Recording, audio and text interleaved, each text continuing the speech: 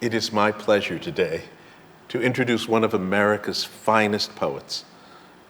Muriel Rukeyser was born in New York City, attended Columbia University and Vassar College. She won the Yale Young Poets Prize for her book, Theory of Flight.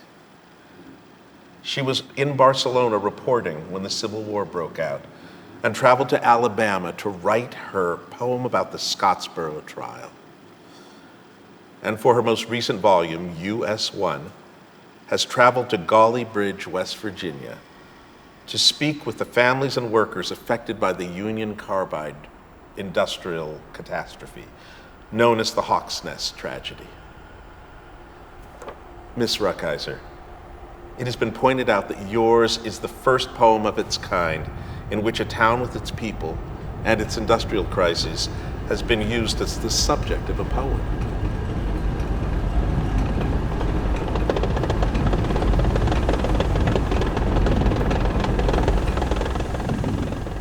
Dear Sir, my name is Merle Blankenship.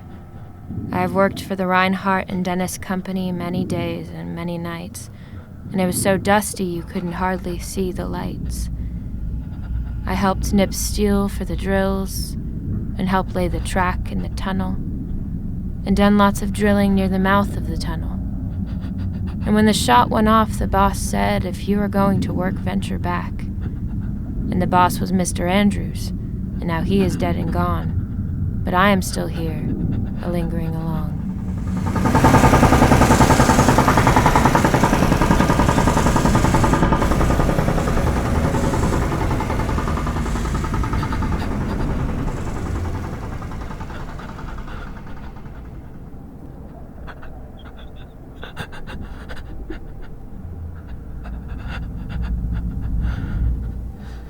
J.C. Dunbar said that I was the picture of health when I went to work at that tunnel.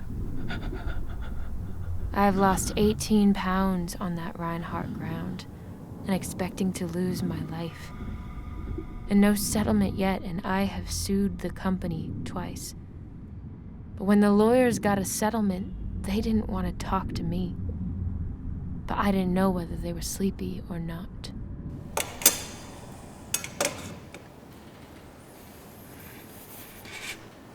And the letter? Have you finished it?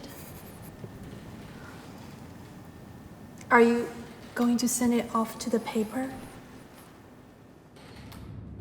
I'm a married man and have a family. God knows if they can do anything for me, it will be appreciated. If you could do anything for me, let me know soon.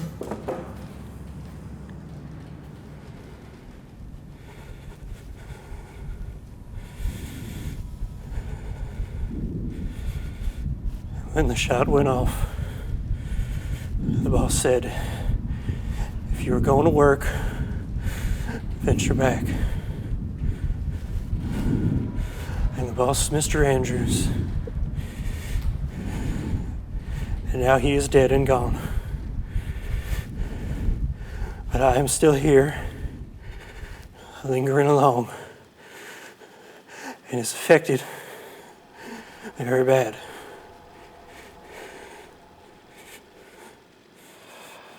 I think it would be misleading to describe my poem as narrative poetry in the ordinary sense.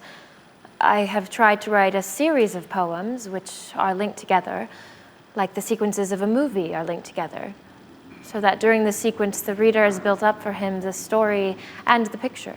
Ms. Rukeyser, how would you make the distinction between a movie sequence and narrative in a novel, for example? Well, I should say that there are two ways of telling a story. The one that is used in the novel and the theater, which is the straight development and unfolding of the story, and the other that of the movies and some contemporary long poems, A movie of a city being bombed, for example, will first show a picture of the plane dropping its bomb, and then cut away to the ground and the explosion itself. In the same way, readers of contemporary poetry are finding that the adjustment of this kind of writing will make for vivid and active poetry.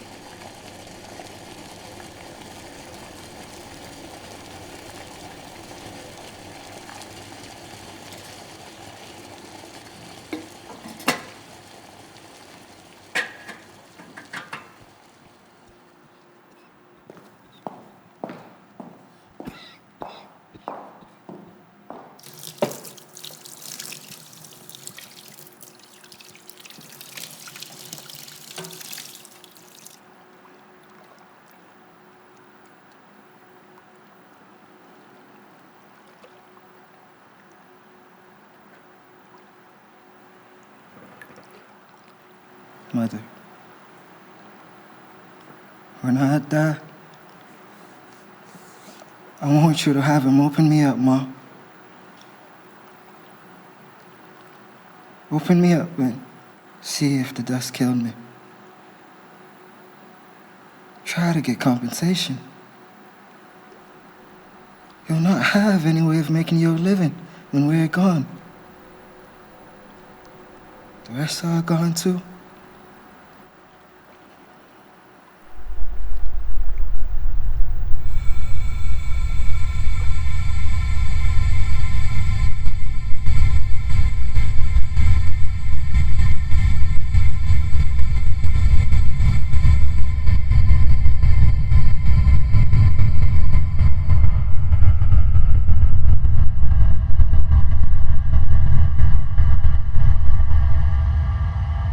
What I have done is to use a contemporary statistical method.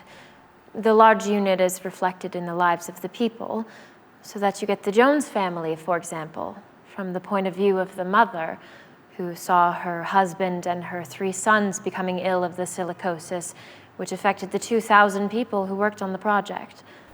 She was the first, by the way, to bring the matter to court and to the attention of the country at large. I first discovered what was killing these men. I had 3 sons who worked with their father in the tunnel. Cecil, age 23. Owen, age 21. And Shirley, age 17.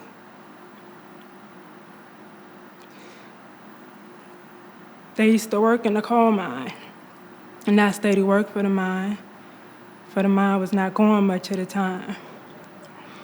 A power co-foreman learned we made home brew. He formed a habit of dropping in evenings, persuading the boys and my husband give up their jobs and take this other work. He'll pay them better. Shirley was my youngest son, the boy.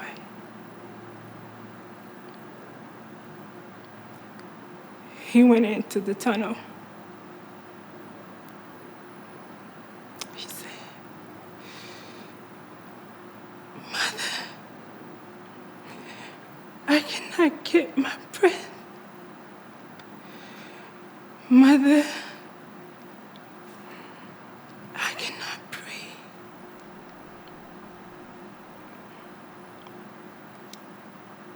When he took sick, right at the start, I saw a doctor. I tried to get Dr. Harless to x-ray the boys. He didn't know where his money was coming from. I promised I'd pay half if he worked to get compensation. But even then, he would not do anything.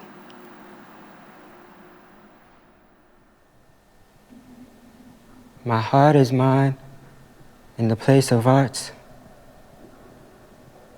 They gave me back my heart. It lies in me. I have gained mastery over my heart.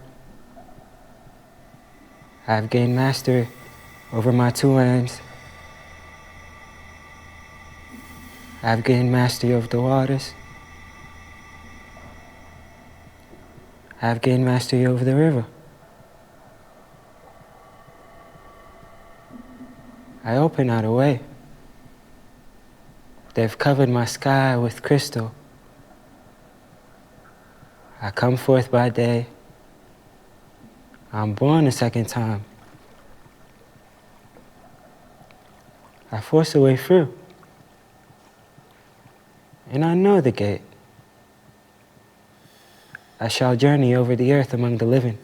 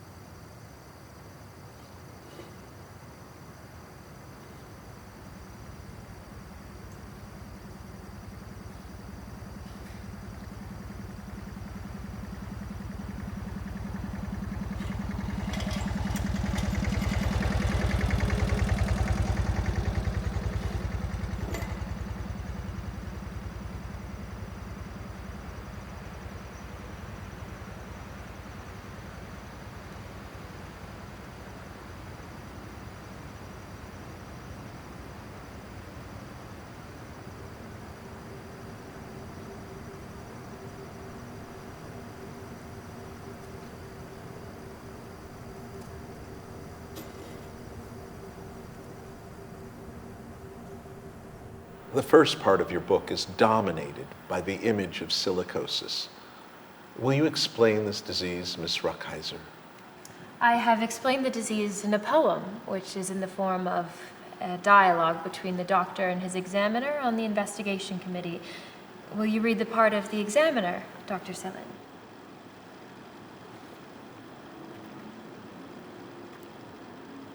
This is a lung disease. Silicate dust makes it. The dust causing the growth of... This is the X-ray picture taken last April.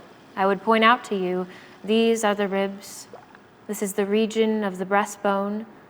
This is the heart, a wide white shadow filled with blood. And here, of course, is the swallowing tube, esophagus, the windpipe, spaces between the lungs. Between the ribs? Between the ribs. Come to the window again. Here's the heart. More numerous nodules, thicker C in the upper lobes. You will notice the increase here, streaked fibrous tissue. Indicating? That indicates the progress in 10 months' time, and now, this year, short breathing, solid scars, even over the ribs, thick on both sides. Blood vessel shut, model conglomeration. What stage? Third stage.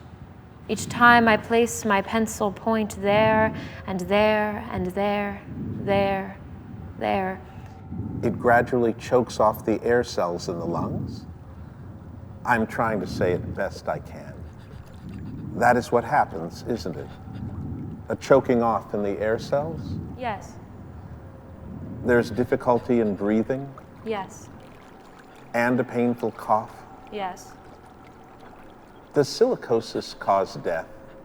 Yes, sir.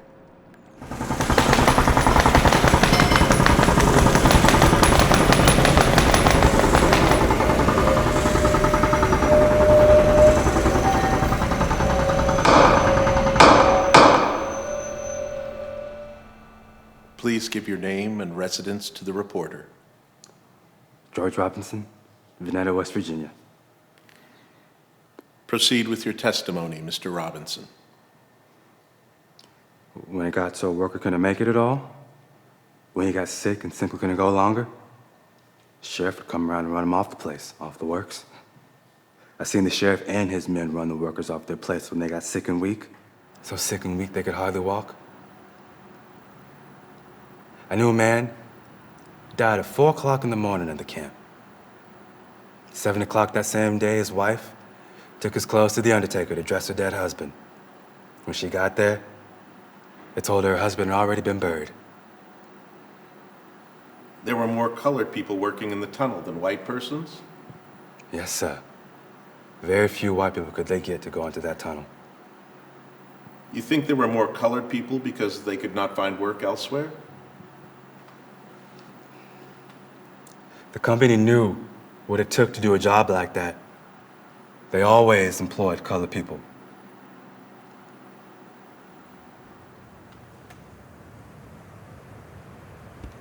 As dark as I am, when I came out at morning, after the tunnel at night with a white man, nobody could have told which man was white. The dust had covered us both, and the dust was white.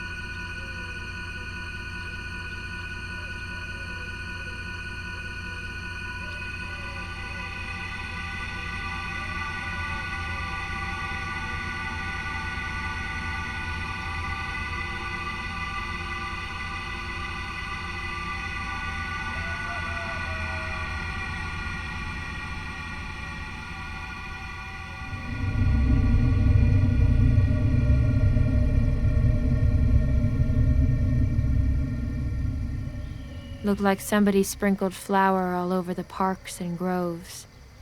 It stayed and the rain couldn't wash it away, and it twinkled. That white dust really looked pretty down around our ankles.